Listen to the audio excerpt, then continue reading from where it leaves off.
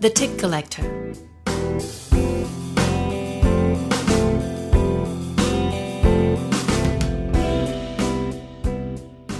First and foremost, let's make a clarification here. Tick as in done, finished, marked. I seem to have a knack for finding names that turn out to be confusing or unadvisable from the logistic point of view. Like, for example, Hell. If I had known at the time how many other artists, bands and things out there are called Hell, like the Devil's Home minus an L, I used to say in my gigs, I would have stuck to my own name.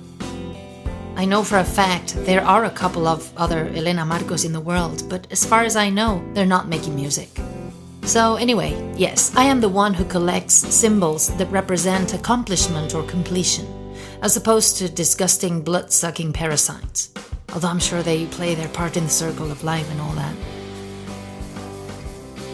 The Tick Collector can be considered the second part of Arts and Crafts and Frankensteins, inasmuch the songs in the former were all recorded after the songs in the latter, and for the most part also composed, and likewise belong to that BC period, before China. With the exception of the Tick Collector itself, which was both written and recorded here in Dalian. There is, however, an underlying theme that Arts and Crafts and Frankensteins lacks, and it's no more no less than the geographical pursuit of dreams.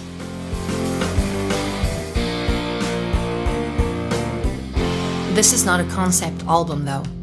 Some of these songs, Paper House, Sunflowers, Flying Back, My Dear Sailor, Thinking of China, were conceived way before returning to China, and let alone staying for almost 8 years now, was even a desire, much less a possibility, and many moons prior to the idea of taking the Indian name The Tick Collector. But they relate to the idea of the album in the sense that they touch on the themes of travel, love on the move, fear of getting stuck, etc.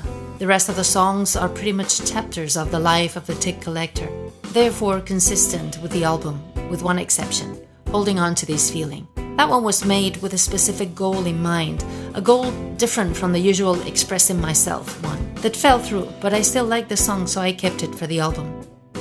To put it plainly, I took a bunch of pre-existent recordings and made sense of them only afterwards, as a vital experience, which is in no way different from how I try to make sense of my own life, by looking back at a bunch of facts and extracting some common purpose and direction from them, in order to justify why I'm doing what I'm doing at a particular point in time, like I've been walking an actual path and not taking random steps to end up where I'm at one particular point in time.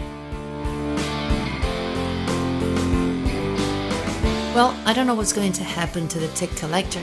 She seems pretty healthy and pretty happy doing her thing, but I'm afraid that Hell needed to be discontinued. Now I am the artist formerly known as Hell. Fortunately, I have yet another alias, Elena Marco. I'm going to stick to that name from now on and see what gives. By the way, the album is available online on iTunes, Amazon, Google Play, Spotify, and you name it. Hope you like it.